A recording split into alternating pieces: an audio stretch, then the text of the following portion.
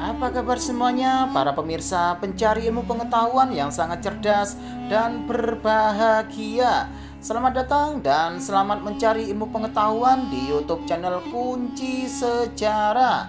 Nah, kali ini Kunci Sejarah akan membahas tentang Persia dan Romawi berperang selama 721 tahun. Siapa pemenangnya? Namun sebelum saya membahasnya, alangkah baiknya buat kalian yang masih belum mendukung YouTube channel Kunci Sejarah ini, segera dukung ya, hanya dengan cara tekan tombol like dan subscribe seperti berikut ini, agar kalian tidak tertinggal informasi mengenai ilmu pengetahuan berikutnya.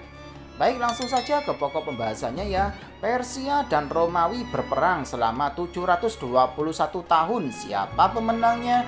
Salah satu konflik terlama dalam sejarah adalah antara Romawi dan Persia. Perang antara kerajaan-kerajaan besar ini berlangsung sekitar 721 tahun. Pada awal Kekaisaran Romawi kuno, konflik hanya bersifat teritorial. Bangsa Romawi kuno menggunakan metode agresif untuk memperluas batas wilayah mereka. Aspek keagamaan belakangan menjadi salah satu penyebab perang antara Persia dan Romawi kuno. Ini terjadi ketika wilayah timur susunan Kristen menghadapi batas barat Zoroastrianisme Persia. Tutur Elin Liot dilansir dari laman Ancient Page. Kekaisaran Romawi kuno membentang dari Suriah ke Inggris. Hanya satu kekuatan yang dapat menantang senjata Romawi dengan kekuatan yang setara, itu adalah penguasa Persia di negeri yang sekarang terdiri dari Irak. Daerah ini adalah jantung kerajaan Persia yang membentang dari Pakistan modern hingga perbatasan Suriah. Dua dinasti memerintah Kekaisaran Persia, yaitu Parthia 238 sebelum Masehi sampai 227 dan kemudian Sasanid 227 sampai 651 Masehi. Persia telah mendirikan ibu kota Ctesiphon 56 km dari situs Baghdad modern. Ketika Persia menjadi kerajaan besar, Romawi dan Persia sering berperang. Bangsa Romawi menyerang Ctesiphon lebih dari 12 kali. Di abad kedua dan ketiga, pasukan Romawi bahkan berhasil menguasai ibu kota Ctesiphon. Kemenangan Romawi yang bersifat sementara dan merugikan pasukannya sendiri. Invasi yang direncanakan Julius Caesar ke Iran melalui Armenia dipersingkat oleh pembunuhannya pada Ides of Mars di tahun 44 sebelum Masehi. Mark Antony melaksanakan rencana invasi Caesar pada tahun 36 sebelum Masehi. Namun itu dilakukan tanpa keterampilan taktis pemimpin militer yang hebat itu. Tambah Liot kehilangan separuh anak buahnya di pegunungan barat laut Iran. Mereka kembali melalui Armenia di musim dingin yang keras. Kaisar Trajan menginvasi Armenia dan Mesopotamia antara tahun 114 dan 115 dan mencaploknya sebagai provinsi Romawi. Sebelum berlayar ke hilir ke Teluk Persia, ia merebut ibu kota Parthia, Ctesiphon. Karena terlalu tua untuk berperang, ia kemudian menarik pasukannya dan kembali ke Suriah. Kaisar Trajan meninggal pada tahun 117. Apakah perang selesai? Sayangnya tidak. Pertarungan berlanjut di antara Persia dan Romawi. Akhirnya, seorang pahlawan Persia muncul menjadi penyelamat. Sapur I, raja kedua dari dinasti Sasanid, memerintah pada 241 sampai 272.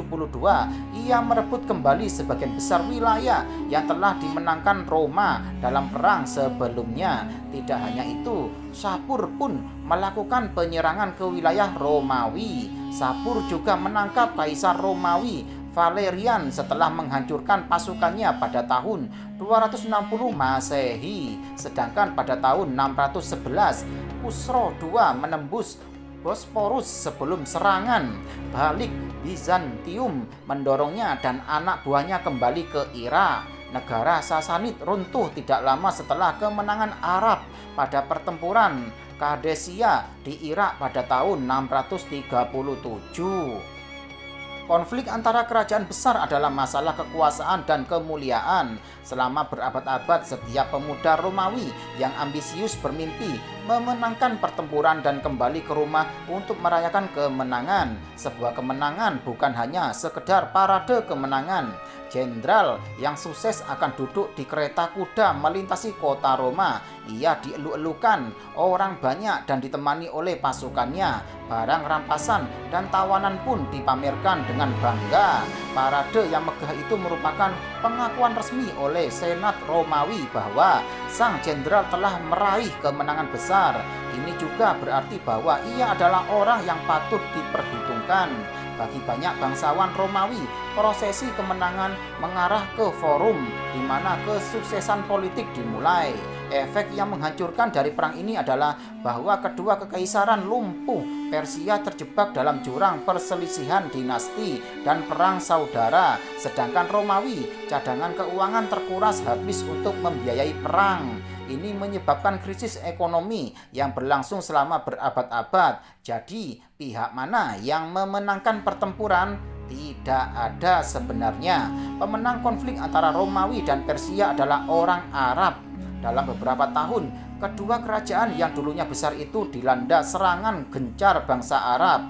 Bangsa itu mengambil keuntungan dari energi yang terbuang sia-sia untuk konflik tersebut. Jarang dalam sejarah konflik manusia memiliki perseteruan seperti itu, di mana perang berlangsung begitu lama namun hanya sedikit pencapaiannya. Demikianlah penjelasan dari YouTube channel Kunci Sejarah mengenai Persia dan Romawi berperang selama 721 tahun. Semoga bisa menambah ilmu pengetahuan buat kalian semuanya ya. Dan jangan lupa selalu simak YouTube channel Kunci Sejarah ini setiap harinya agar kalian tidak tertinggal informasi mengenai ilmu pengetahuan berikutnya. Sekian, terima kasih, semoga bermanfaat.